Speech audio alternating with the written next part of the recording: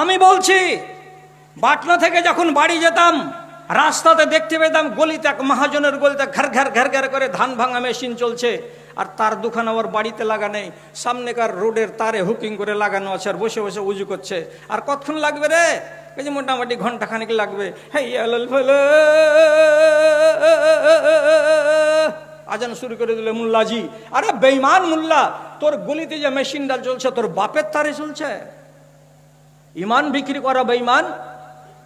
রাসূলুল্লাহর হাদিস ঠিক না বে ঠিক? আপনি বলুন, যে যারা সামান্য দুনিয়ার বিনিময়ে আখিরাতকে বিক্রি করে দেবে, ইমানকে বেচে দিবে, সেই লোকের সংখ্যা বেশি।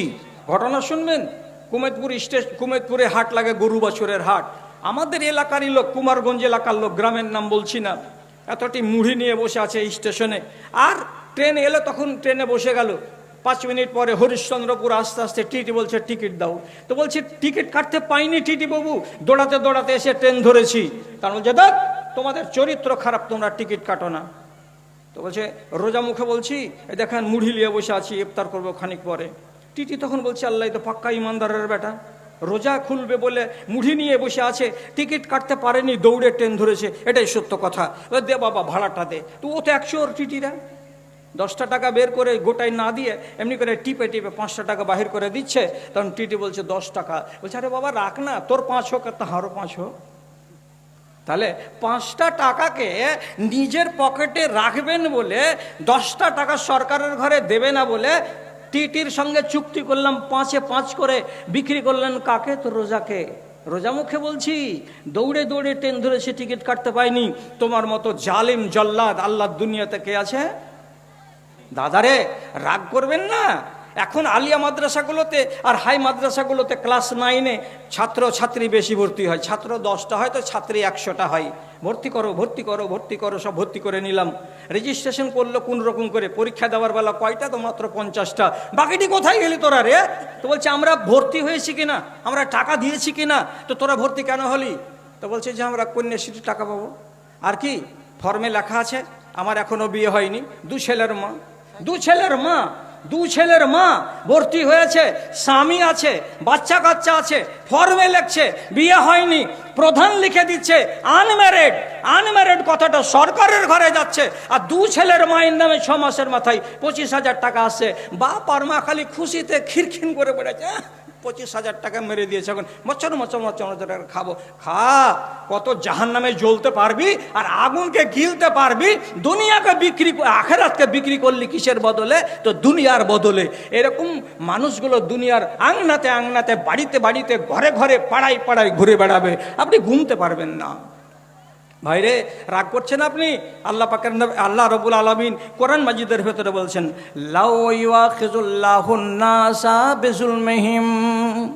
আল্লাহ রাব্বুল আলামিন তোমাদের বদচরিত্রের কারণে যদি তোমাদের পাকড়াও করেন, তাহলে একটাও লোক তোমরা বাঁচবে না, সব চলে যাবে রসদ তলে। এবং তোমাদের দেশের গরু বাছুর ছাগল ভেড়াগুলো সব মরে যাবে, একটাও বাঁচবে না। কিন্তু রব্বুল আলামিন বলছেন আমি দয়াবান, আমি তোমাদের জুলুমের বিনিময়ে তোমাদেরকে দুনিয়াতে গিরিফত করি না, আমি তোমাদেরকে পাকড়াও করি না, আমি ঢিল দিয়ে রেখেছি। ওয়ালাকিন ইউআখিরুহুম, আমি ঢিল দিয়ে রেখেছি। তার মানে এটা নয় যে তোমার হিসাব নেব না। যখনই তোমার সময় চলে আসবে, তখন তোমাকে দপ করে তোমার টুটিতে রশি লাগিয়ে দিয়ে মালাকুল মউত নিয়ে চলে যাবে। তুমি তওবা করার টাইম পাবে না, তুমি ইস্তেগফার করার টাইম পাবে না। তোমার কারণে, আমার কারণে দুনিয়াতে অশান্তি হচ্ছে, আর এই অশান্তির কারণে রব্বুল আলামিন বলছেন যে তোমাদের জুলুমের জন্য যদি আমি ধরতাম তোমাদেরকে, প্রত্যেকটা মানুষ তোমরা ফেঁসে যেতে, কেউ রেহাই পেতে না। কটা মানুষ সাধু আছে আমাদের এলাকায়? কটা মানুষ আছে? থামতে পারবেন হাদিসগুলো? জাল কথা নয় একটাও। আব্দুল্লাহ বিন উমর রাদিয়াল্লাহু তাআলা আনহু বলছেন যে সায়াতি আলান নাসি জামানুন, মানুষের সামনে একটা সময় আসবে, ইয়াখরুজুনা মিন সালাতিহিম, ওরা 40টা লোক ফজরের নামাজ পড়ে বাইরে আসবে। কেউ চাপ্পাল পরছে, কেউ রোডে এসে দাঁড়িয়ে আছে, আর কেউ তাসবিহ করছে, কেউ বেরিয়ে আসার জন্য প্রস্তুতি গ্রহণ করেছে। আপনি দেখবেন এটা ফজরের টাইমে 50টা লোক বেরিয়ে এলো, আলহামদুলিল্লাহ মাশাআল্লাহ, লোকটি নামাজি, লোকটি বড় দিনদার। কিন্তু হযরত উমর বলছেন আল্লাহর কসম, এ 50টা লোকের ফজরের টাইমে নামাজ পড়া দেখে হরগিজ তুমি ভ্রমে পড়ে যেও না, এরা একটাও মুমিন নয়, এরা একটাও মুমিন নয়, এরা একটাও মুমিন নয়। আমার বাপের কথা, এটা আমার বাবার কথা। কার কথা বলছি? হযরত আব্দুল্লাহ বিন উমর রাদিয়াল্লাহু তাআলা আনহু বলছেন 40টা লোক নামাজ পড়লো, একটাও মুসলমান মুমিন নয়, একটাও মুমিন নয়। এরা কি গো? বলে এরা সব মুসলমান। মুসলমান কাকে বলে? মুমিন কাকে বলে? তফাৎ জানেন কি? নামাজও পড়ো, চুরিও করো, মুসলমান। রোজাও রাখো, হজও করো, যাকাত দাও, আর বেটিকে সম্পত্তি থেকে কচু কাটা করে দাও, এটা কি? তো মুসলমান। বিবাহ করার কালে 1,00,000 টাকা শ্বশুরের কাছে গলাতে বনশি লাগিয়ে আদায় করে নাও, এটা হলো মুসলমান। হারামও করবে, হালালও করবে, এটা হলো মুসলমান। আর যে লোকটা জীবনে হারামে পা দেবে না, শুধু হালাল হালাল জায়েজ জায়েজ জায়েজ জায়েজ করে যাবে, যেটা রব্বুল আলামিনের আদেশ সেটাই মেনে যাবে, এই লোকটা হলো মুমিন। যেই মুমিন মরে গেল, কিয়ামতের দিন আল্লাহ তাআলা তার বিনা হিসাবে জান্নাত লিখে রেখেছেন। আর যারা মুসলমান হয়ে মারা যাবে, হতে পারে 1000টাতেই একটা প্রথম চান্সে জান্নাত যাবে, আর না হলে বাকি 100টার ভেতরে 99টাই মুসলমানকে আগে জাহান্নামে যেতে হবে। হয় 1 দিনের জন্য, না হয় 2 দিনের জন্য, হয় 1 মাসের জন্য, না হয় 1 বছরের জন্য। কেন? যে তুমি মুমিন হয়ে মরনি, তুমি মুসলমান হয়ে মরেছ। কি? একটা মহিলা পর্দা করে না, নামাজ পড়ে, এটা কি? এটা হলো মুসলমান। একটা মেয়ে ছেলে পর্দা করে বটে, নামাজ পড়ে না, এটা কে? এটা মুসলমান, এটা মুমিন নয়। মুমিন কারা? যারা আল্লাহর আদেশকে মানে আর নিষেধকে বর্জন করে চলে, আর জীবনে কোনোদিন নিষেধের দিকে হাত বাড়ায় না, পা বাড়ায় না, তারা হলো মুমিন। আব্দুল্লাহ বিন উমরকে জিজ্ঞেস করা হলো, 40টা মানুষকে টেনে বের করে দিলে একটাও মুমিন নয় বলে, কিসের জন্য এটা কাজ করতে গেলে? বলছে তুমি নিজে চেক করো। উনি 3টা কারণ বলেছেন, আমি আপনাকে কারণগুলো শুধাচ্ছি আপনার সামনে। উনি যে 3টা কারণ বলেছেন, সেই 3টা কারণের মধ্যে থেকে 3টাকে নিয়ে আরও একটা আপনাকে বেশি করে বলছি, যে এই জন্য তারা মুসলমান নয়। 1 নম্বর কারণ, মিরাজকে মেরে দেওয়া। মিরাজ মারার লোকের সংখ্যা হরিপুরে 100টাতে 5টা আছে। যেমন বিশনপুর আমার গ্রাম, ওখানে 100টার ভেতরে 5টা আছে। বেটাকে জমি দিবে, মেয়েকে জমি দিবে না। জিন্দা জাহান্নামী। যদি আপনি লিখতে না পারেন, সাদা কাগজ দেন, ওর নাম লিখে আমি আপনাকে তলে সই করে দিয়ে দিচ্ছি, যে খালি মরতে যা দেরি আছে আর গুতান শুরু হতে ততটুকু দেরি আছে। তাহলে এমন লোক যদি 1000টার ভেতরে 10টা, না 1000 নয়, ওই 40টা নমাজির ভেতরে যদি 5টা লোক এরকম থাকে, তাহলে এই লোকটা মুমিন নয়, এই লোকটা মুসলমান। তারপরে আর কি পাওয়া গেল?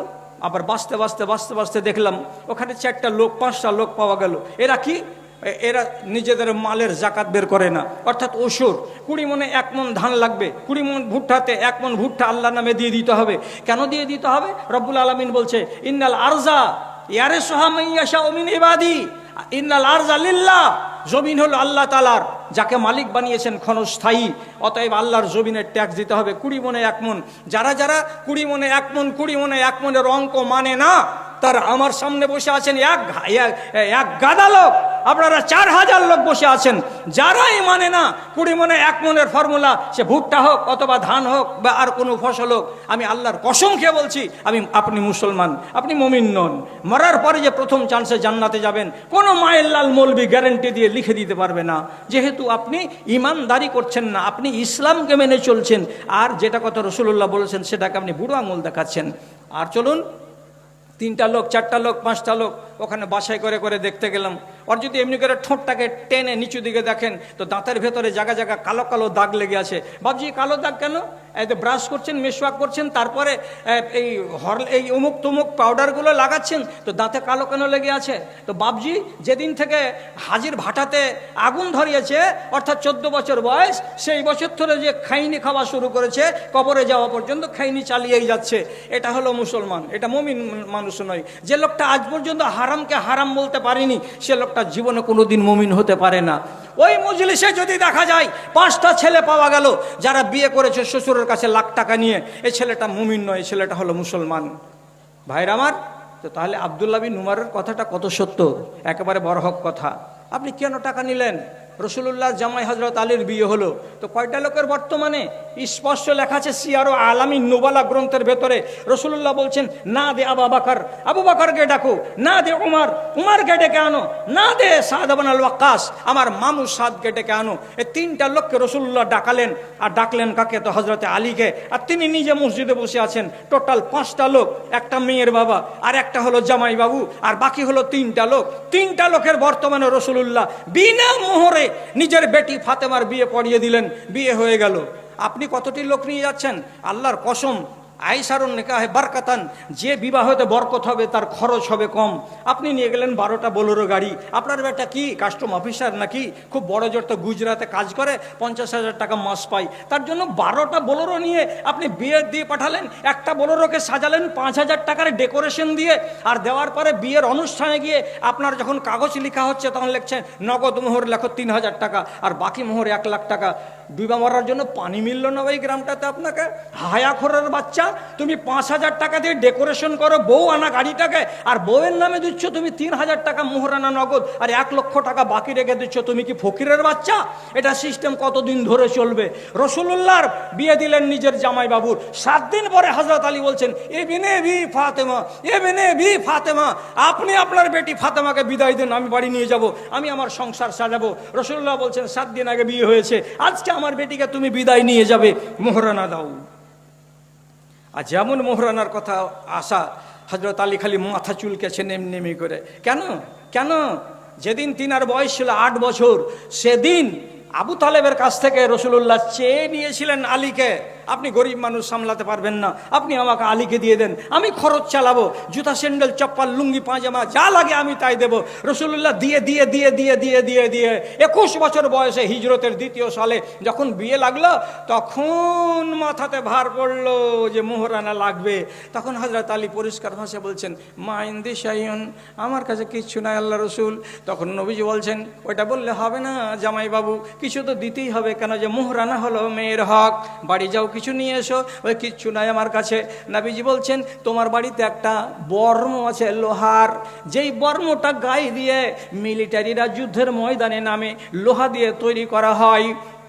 সেই বর্মটার নাম হলো হোতাইমি বর্ম। হোতাইমি বর্মটা তোমার ঘর থেকে ঘাড়ে করে নিয়ে এসো, আমাকে জমা দাও, ওইটাই আমি আমার বেটিকে মোহরানা দিয়ে দেব। আলী রাদিয়াল্লাহু তাআলা বাড়ি গেলেন, হোতাইমি বর্মটাকে 2.5 থেকে 3 কেজি ওজন হবে নিয়ে এসে নাবিজিকে দিলেন। নাবিজি বাড়ির ভেতরে নিজের বেটিকে দিয়ে বলছেন, বেটি ফাতেমা, আমার জামাই বাবু বড্ড গরিব, টাকা পয়সা দিতে পারলো না, তোমাকে 5 দিরহাম মূল্যের এই বর্মটা দিয়েছে, এটা বাজারে বিক্রি করতে গেলে 5 দিরহাম পাওয়া যাবে, অতএব এটাই হলো তোমার মোহরানা, এটা বাপের বাড়ি রেখে দাও, আর দেওয়ার পরে জামাই বাবুর সাথে হাঁটতে হাঁটতে চলে যাও, আমি তোমাকে জামাইয়ের বাড়ি বিদায় করে দিলাম। আহারে, রসুলুল্লাহর জামাই ফাতেমা বেটি, জান্নাতি মহিলাদের সর্দার, তার বিয়ে হলো 5 দিরহামে, আর আপনি হলেন 3 তলা বাড়ির লোক, টাইলস লাগানো আছে, ঝর্ণা বাড়িতে, আর কলিং বেল গেটে, আর এত বড় স্ট্যাটাস আপনার, বেটার বিয়ে দিতে গেলেন তো বোলেরোর ডেকোরেশন যেটা চার্জ, সে টাকাটা তো বউকে দিতে পারলেন না, বাকিতে রেখে দিলেন, আপনার বেটা বাকি শোধ করে দেবে। আপনারা কি হরিপুরের লোক দেখতে পান না কত জানাজাতে আওয়াজ উঠে যাচ্ছে, থামেন মৌলী সাহেব, জানাজাটা পড়াইয়েন না, কেন যে আমার ভগ্নিপতি আমার বোনকে টাকা দিয়ে যায়নি, মোহরানা বাকি আছে। তখন কাছে ইন্না লিল্লাহ, এখন মরার টাইম এগুলো কথা বলছেন কেন গো? বলছে আসলে কথা, মোহর বাকি আছে। বড় ছেলেকে ডাকছে, মুজিবুর রহমান, তোমার বাপের মোহরানা বাকি আছে নাকি? যে না, বলতে পারবো না আমি, ওটা আমার মা জানে, আমার বাপ জানে। তো আমার মামুরা যে বলছে যে মোহরানা বাকি আছে, তাহলে ঠিকই বাকি আছে। তো তোমার বাপ মরে গেছে, তার মোহরানা কে দেবে? আরে ডুবে মরতে সমাজের লোককে কি পানি মিলে না, যে 60 বছর জীবন কাটালে যেই নারীর কাছে তো বাকি ব্যবসা করে কবর চলে গেলে তুমি? আস্তাগফিরুল্লাহ। তোমার স্ত্রী ছিল, তাকে মোহরানা দিলে না কেন? না দিয়ে তুমি চলে যাচ্ছ কবরে কিসের জন্য? তাহলে আমি বলছিলাম যে রাসূলুল্লাহ যে কথাটা বললেন যে আমি সমাজটাকে পরিষ্কার করে দিলাম 23 বছরে, দেখ কেমন করলাম। তো রাসূলুল্লাহ বলছেন, তারাকতুকুম আলাল মাহাজ্জাতিল বাইজা লাইলুহা কানহারিহা লা ইউজিগু ইল্লা হালিকুন। ওরে, আমি তোমাদের সামনে ইসলামটাকে একেবারে দিনের মতো ঝকঝকে আলোর মতো করে রেখে দিয়ে গেলাম। তোমাদের সামনে রাস্তাটাতে কোনো অন্ধকার রইল না, তোমরা জীবনে কোনোদিন এদিকে ওদিকে হবে না, পথভ্রষ্ট হবে না। আমি উজ্জ্বল রাস্তা তোমাদের সামনে বানিয়ে দিয়ে গেলাম। যারা যারা এই উজ্জ্বল রাস্তা থেকে ডানে যাবে আর বামে যাবে, ওই লোকটাই গুমরা হবে। আর যে লোকটা ইসলামের রাস্তা থেকে সরে যাবে, ও হবে হালাক হনেওয়ালা, মানে বরবাদ হনেওয়ালা। ইসলামের রাস্তা থেকে সরে গেলে তুমি হালাক হয়ে যাবে। এখন এটা কি ইসলামের রাস্তা? মোহর বাকি রেখে মরে যাওয়া ইসলামের রাস্তা? যতটুকু যোগ্যতা ততটুকু অনুযায়ী মোহরানা ধার্য